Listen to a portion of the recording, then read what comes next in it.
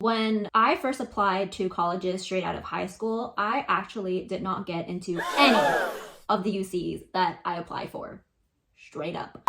I know it's college acceptance season, and I kind of want to just sit down and just share my transfer experience in hopes that it will be of some reassurance to those who are going through it, because I know it can be a really overwhelming and scary transition. So as someone who's made it to the other side of the mountain, I'm gonna just spill all the tea for you.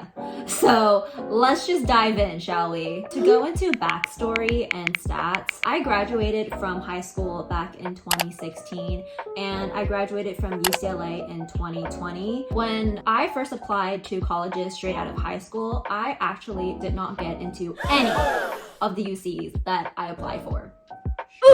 I only applied for UC Berkeley, Davis, UCLA, UC San Diego, UC Santa Barbara, and SF State.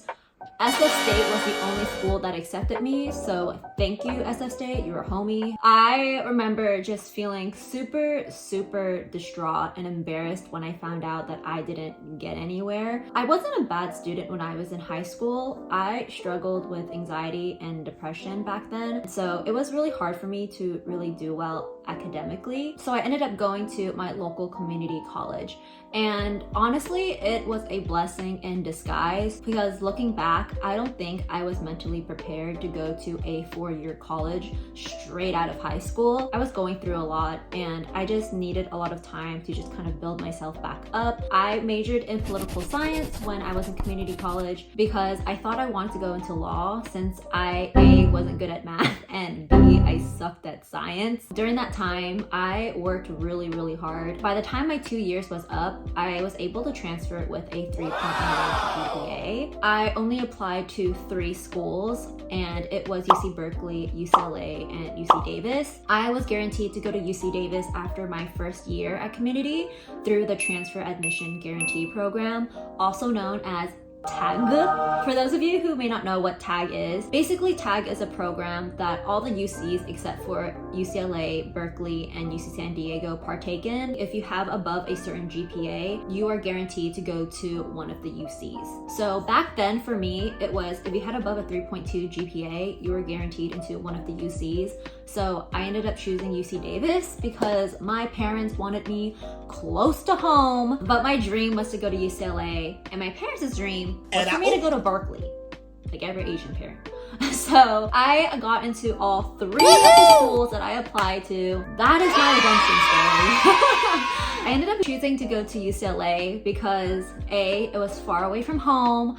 I've lived in the Bay Area my whole life, and I just wanted to experience something that just was new. Also, I really loved how UCLA had a really big transfer community and transfer program. So to jump in and dive into my experience at UCLA, I would say it definitely was an overwhelming 2 years, especially since my last year was kind of cut off due to COVID. So basically before school starts, there's a transfer orientation. I remember they immediately were just talking about graduating and just what you should be working on to prepare to leave. And I remember that was a really big shocker for me, because during my 2 years in community, all I could think about was I need to get out, I need to get out, I need to transfer. And by the time I got to my goal, I was told, oh my God, you need to now prepare to leave. And also from someone who is just so used to a semester system, quarter system is really intense. Basically, you have 10 weeks to absorb all of the information that is being taught, and your grade is heavily dependent on a midterm and a final. But if I have to talk more about the positives though, not to scare you on the negatives, during my first year at UCLA, I did live on the hill, which is what they call the area where all the dorms are. I remember when I first heard the hill, I was just like, oh, like why is it called the hill? There's a reason why.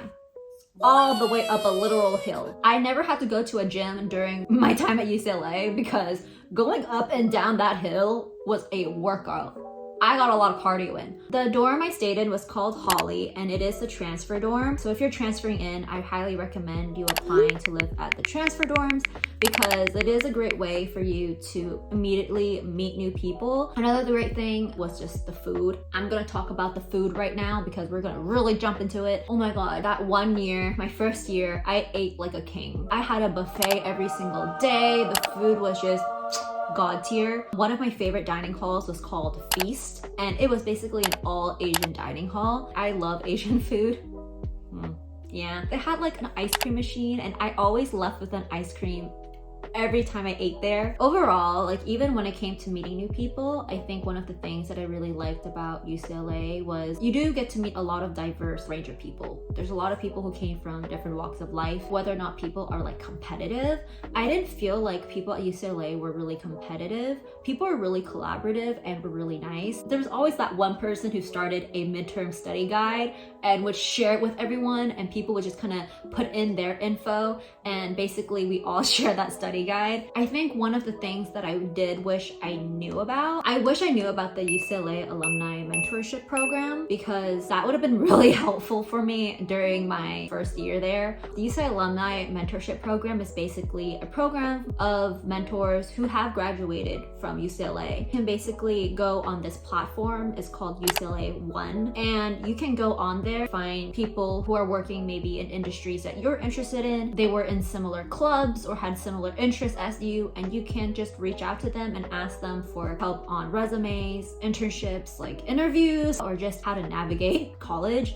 I didn't find out about this until my senior year, like basically my last quarter. It was really helpful just having someone who's kind of been through the process to just kind of guide me and help me. And also definitely try to go to, you know, basketball events if you're interested in it, and join clubs too. I feel like if you want to meet new people, you really need to, you know, put yourself out there. Definitely make use of that, because that's what I wish I did when I was in college. I was really shy, so I didn't really talk to as many people as I would have liked to. If I had to give any just overall college advice, I have two. The first one is experiences are way more important than grades. I'm not saying to not try hard in school, like try your best, obviously. Don't solely just focus on grades. Just make sure to really experience college, go out and experience things. I feel like I was just so tunnel visioned on getting good grades, because when I was in high school, that experience of not getting anywhere really traumatized me. So that's why I really buckled down and I just focused on grades throughout college. I wish I did more internships, because that was way more helpful for my career. During my first year at UCLA, I did not intern at all, because I was just so focused on making sure I get good grades. So I didn't do any internships until my senior year.